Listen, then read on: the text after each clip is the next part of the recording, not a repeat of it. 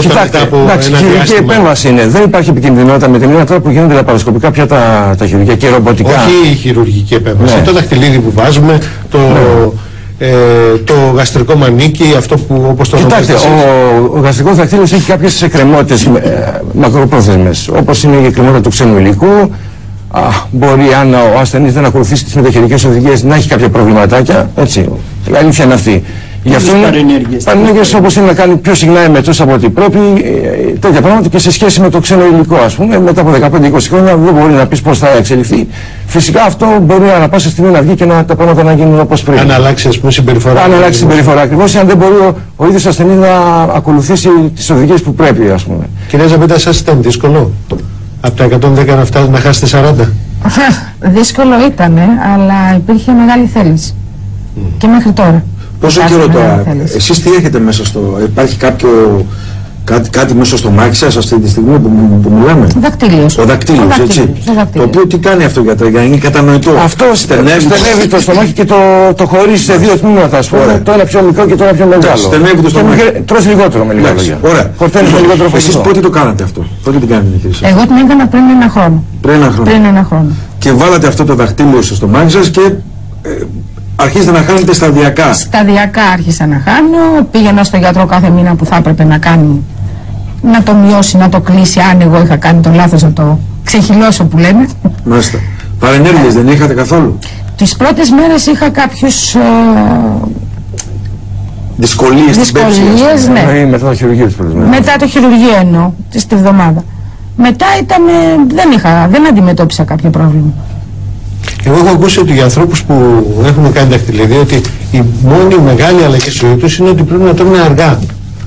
Δηλαδή μια γνωστή η οποία μου έλεγε ότι μια μερίδα πρέπει να τη φάω, μου έλεγε ο γιατρός, σε μισή ώρα. Ναι, τώρα και γι' αυτό βέβαια και η καινούργια τεχνική, το γαστρικό μανίκι, έχει αυτά τα πλεονεκτήματα, δηλαδή επειδή εκεί δεν υπάρχει κανένα στενό σημείο μέσα στο στομάχι, διατηρείται η φυσιολογική λειτουργία του στομάχου, απλώς μικραίνει συγχωρητικότητα. Εκεί δεν υπάρχει κάποιο. Δεν το αφήνει να μεγαλώσει, δηλαδή το στομάχι. Ναι, δεν υπάρχει κάποιο στενοπό, οπότε δεν σου περιορίζει τόσο πολύ το πώς θα τρως. Έχει καλύτερη ποιότητα ζωής, αν θέλετε, μακροπρόθεσμα. Αυτό αφομοιώνεται στον οργανισμό καθόλου?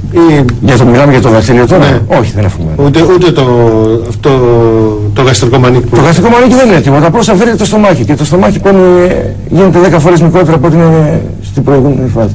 Να σου πω, κύριε, να δούμε λίγο τον κύριο Μιλά που είναι ένα νέο παιδί, έτσι. Καλά, οι νέοι δεν μπορούν να συγκρατηθούν και πολύ.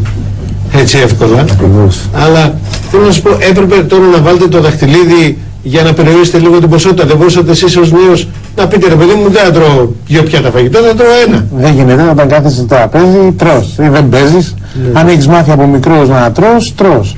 Εγώ δεν ξεκίνησα και ήμουνα πάντα παχύσαργος, ξεκίνησα και έτρωγα, μέχρι που κάποια στιγμή έγινα ανεξέλεγκτο και έπρεπε να βρούμε μια λύση σε αυτό το πρόβλημα. Να πω κάτι εδώ. Από κάποιο σημείο και μετά από αύξηση του βάρους, πλέον μπορεί να τρως λιγότερο, να συνεχίσει να παίρνεις κιλά, γιατί απορριθμίζεται τελείως πιο ο μεταβολισμός. Δηλαδή, άτομα που είναι από 180-200 κιλά και πάνω, σου λένε ότι δεν τρώω πολύ γιατρέ, και όμως παίρνω κιλά. Και εγώ το είναι έτσι. Πού οφείλεται αυτό? Οφείλεται ότι πλέον στην απορρίθμιση του μεταβολισμού δεν έχει καθόλου καύση πια. Και ό,τι τρώει αυτό αποθηκεύεται. Να σου ρωτήσω κάτι. Κωνσταντίνος ή να στο όνομα? Κωνσταντίνος. Να σου ρωτήσω κάτι, Κωνσταντίνο. Και τώρα τι στόχο έχεις βάλει, να φτάσεις μέχρι πόσα κιλά? Μέχρι τα 95 κιλά, 90, 95, 100 εκεί μέσα. Αλλά αυτά θα το κλείνει ο γιατρός μου, όχι εγώ. Εγώ δεν στόχη μου φέρει ο γιατρός, εγώ ακολουθώ το πρόγραμμα. Όχι, εσύ εσωτερικά, έτσι. Εγώ θέλω να γίνω ένας φυσιολογικός άνθρωπος. Όπως ξεκινάμε από την αρχή. Τι ύψος έχεις? 95. Κανονικά είσαι 92 κιλά. Εντάξει, και 100 κιλά και 105 να φτάσει. Κανονικά τα κιλά του ποια είναι, 92. Εντάξει, ναι, και για την ηλικία του. Άμα ήταν 50 χρονών, θα μπορούσα να πω ότι ήταν και τα 100. Ο νέος άνθρωπος είναι και πιο εύκολο να χάσει, έτσι δεν είναι? Ακριβώς. Αυτό το προσαρμόζεται. Ναι, σίγουρα είναι. Ένας άνθρωπος κάτω από τα 30 ή τα 25 έχει περισσότερες πιθανότητες να χάσει τα κιλά από έναν μικρό. Αυτό το γαστρικό μανίκι που λέτε ότι είναι καινούργια μέθοδος, πώς λειτουργεί δηλαδή? Τι είναι, από τι αποτελείται αυτό? Δεν είναι κάποιο υλικό που μπαίνει. Αφαίρεται το στομάχι. Αφαίρεται ένα μέρος του στομάχου. Ένα μεγάλο μέρος του στομάχου. Και επιπλέον κόβει και την όρεξη, επειδή από το σημείο που αφαιρείται το στομάχι. Παρεμβαίνουμε στη φύση του ανθρώπου δηλαδή. Κοιτάξτε, να σας πω. Για να το σώσουμε από τα έτσι που λέτε. Αλλά να ξέρετε ότι τη στιγμή που έχει το στομάχι, που έχουμε και το έτερο επίσης, είναι πολύ μεγάλα. Παλιά, πριν χιλιάδες χρόνια τα χρειαζόμασταν. Ήταν και άλλη διατροφή. Σωστό. Τρώγαμε μια φορά, ήταν σπάνια διατροφή. Αυτό είναι σωστό. Έχει αλλάξει η διατροφή. Έχει αλλάξει πιο μικρά. Δεν χρειαζόμαστε τόσο μεγάλο στομάχι πια. Και θέλω να πω κάτι τώρα, πλέον αυτές οι επεμβάσεις γίνονται και ρομποτικά. Είναι η επανάσταση στη χειρουργική. Αυτό είναι το καινούργιο θέμα. Όλα γίνονται ρομποτικά πια νομίζω. Όχι όλα. Τα λαπαροσκοπικά γίνονται ρομποτικά τα πιο πολλά. Θα γίνονται. Τώρα εμείς χτες βάλαμε τα πρώτα χειρουργία στη Doctors Hospital, ρομποτικά. Θα φέρει μεγάλη επανάσταση αυτό το. Γιατί προσφέρει μεγαλύτερη ασφάλεια και ακρίβεια στη χειρουργική. Και ενδεχόμενη λάθος κίνηση χειρουργού ακινητοποιείται από το ρομπότ. Δηλαδή δεν σε ακολουθεί άμα κάνει λάθος κίνηση πια. Είναι προγραμματισμένο. Είναι προγραμματισμένο ακριβώς. Δηλαδή μια απότομη, μια απότομη κίνηση, μια λάθος κίνηση απενεργοποιεί το ρομπότ, σταματάει η βροχή, ένας δεν δουλεύει. Είναι σαν να πηγαίνουμε από το ποδήλατο στο αυτοκίνητο. Και γίνεται ρόμπα τελείως ο γιατρός στην Αγία. Η αλήθεια είναι ότι εμάς δεν μας πολύ αρέσει αυτό. Καταγράφεται κιόλας στη μνήμη του ρομπότ, Ακριβώς. Υπάρχει λογισμικό. Να σας πω, γιατρέ, σώζεται και από το. Ακριβώς. Σωστά.